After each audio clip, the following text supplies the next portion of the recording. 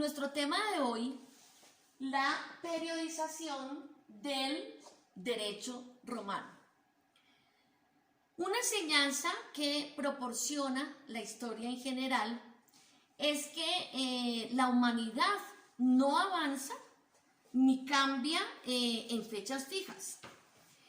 Así es que a primera vista, una división que se haga de la historia en periodos parecería arbitraria. Sin embargo, desde un punto de vista pedagógico y didáctico, es conveniente llevar a cabo una periodización, más aún cuando se trata de una disciplina tan extensa como el derecho romano, por cuanto reguló una sociedad con una variedad de características que vivió, ¿cierto?, en un territorio como fue el Imperio Romano, de una gran extensión tanto en el espacio como en el tiempo. Aunque la civilización romana concluyó en el siglo VI después de Cristo, es notorio que su influencia quedó tenazmente en la vida y seguidamente tanto en el occidente como en el oriente, y también se prolongó en los siglos posteriores hasta hoy. El traspaso del derecho romano de ordenamiento vigente a disciplina de conocimiento y estudio actuó de modo progresivo. Por eso hoy en día el derecho romano, aunque no es un ordenamiento vigente, sí es una histórica tradición jurídica que constituye una disciplina de estudio a través de la romanística. Y por eso hoy estamos estudiando derecho romano, y una manera de empezar es presentando precisamente la periodización. Existen elementos relevantes y significativos de cada periodo, político y jurídico, para lograr comprender mejor el proceso evolutivo de la historia de Roma. Para entender ese proceso evolutivo, hay una gran ayuda a través de diferentes criterios de periodización de esa historia de Roma, es decir, estudiando los diferentes periodos, atendiendo diferentes criterios como el criterio social, religioso, político, espacial, territorial, económico, jurídico, académico, pedagógico, didáctico. Por ejemplo, poniendo trascendencia en el criterio político, las diferentes formas de gobierno en Roma, la monarquía, la república, el principado, el dominado, la diarquía, el triunvirato, la tetrarquía, todas estas formas de gobierno. Pero seguir un solo criterio para una determinada situación, pues no basta.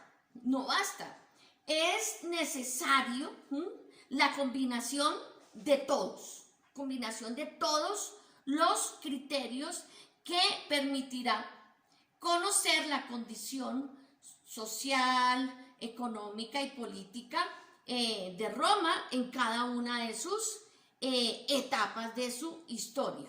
Y esto es lo que se conoce como criterio pedagógico y didáctico como tal. Hablando en concreto de la periodización, muchos estudiosos proponen, ¿sí?, una periodización, ¿cierto? Pero ven, ¿cierto?, que no, esa periodización no de manera unitaria, sino el derecho público y el derecho privado como dos campos aparte, como tal. Entonces, por ejemplo, en el derecho público proponen siglo VIII antes de Cristo, la monarquía, siglo V antes de Cristo, empieza la república, siglo I antes de Cristo, el imperio, alto, el principado, tardío, el dominado, y ese imperio, Oriente y Occidente.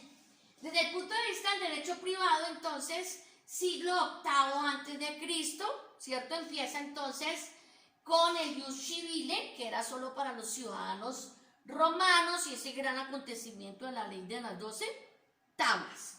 Siglo II antes de Cristo, con el Ius Gentium, que un derecho universal tal como el imperio para ciudadanos romanos, pero también para los extranjeros y para todos aquellos que lleguen a Roma, que contiene el Ius Honorarium. Y el siglo III después de Cristo, que trae entonces ya la decadencia del derecho romano. Los estudiosos del derecho, en sus libros y en sus textos, proponen diferentes periodizaciones, desarrollan diferentes criterios.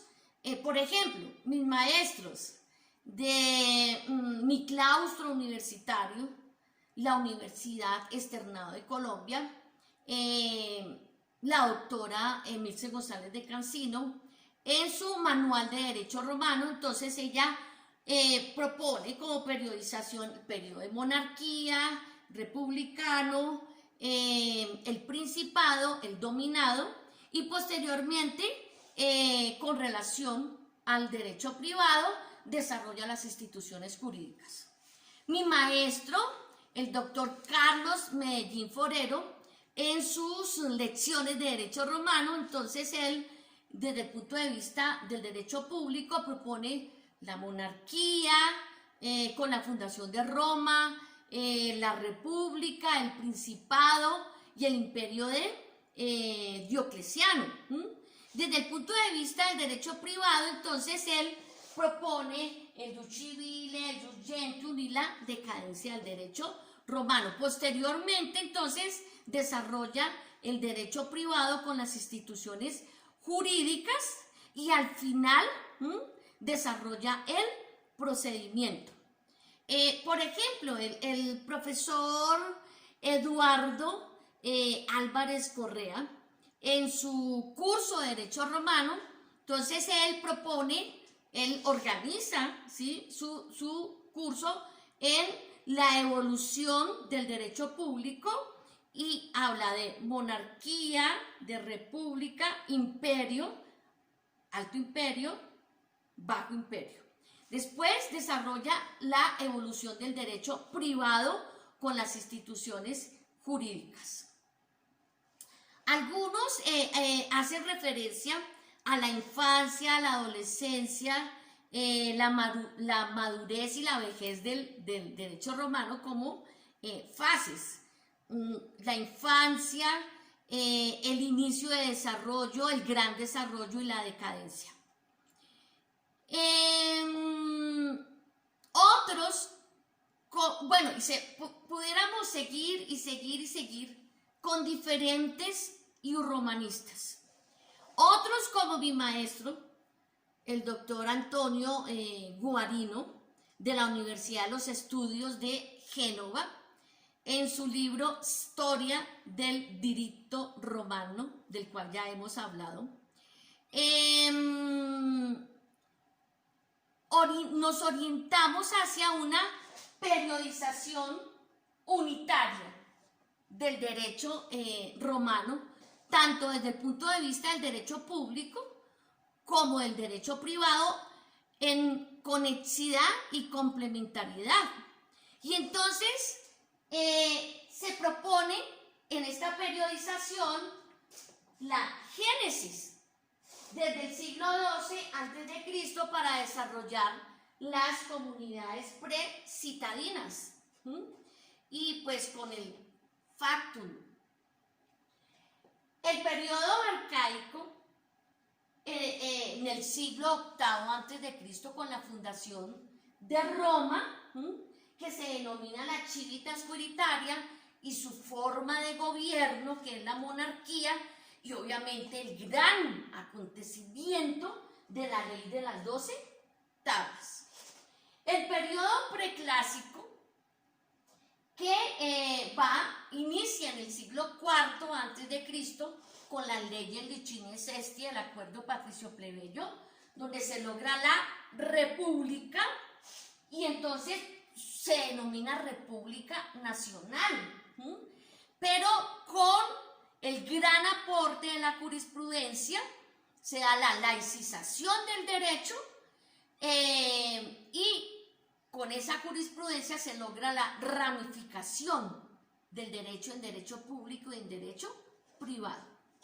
El periodo clásico, que inicia en el siglo I a.C., en el 27, en el año 27, con Augusto, príncipe, con Octaviano, primer príncipe, y se denomina la República Universal, y su forma de gobierno es el Principado, y el gran desarrollo de la jurisprudencia clásica, con las escuelas, la escuela sabiniana, la escuela proculeyana, con los grandes jurisprudentes Gallo, Ulpiano, Paulo, Papiniano, Modestino. El siglo posclásico, tercer siglo después de Cristo, denominado el Imperio Absolutista, viene la decadencia con su forma de gobierno del dominado. Y obviamente, pues, el imperio de Justiniano, que está dentro del periodo posclásico, pero que tiene una trascendencia en el siglo VI después de Cristo, y su protagonismo hasta hoy con el Corpus Iuris Civilis, la recopilación del derecho romano. Y pues termina el imperio romano, para darle pues paso al imperio bizantino.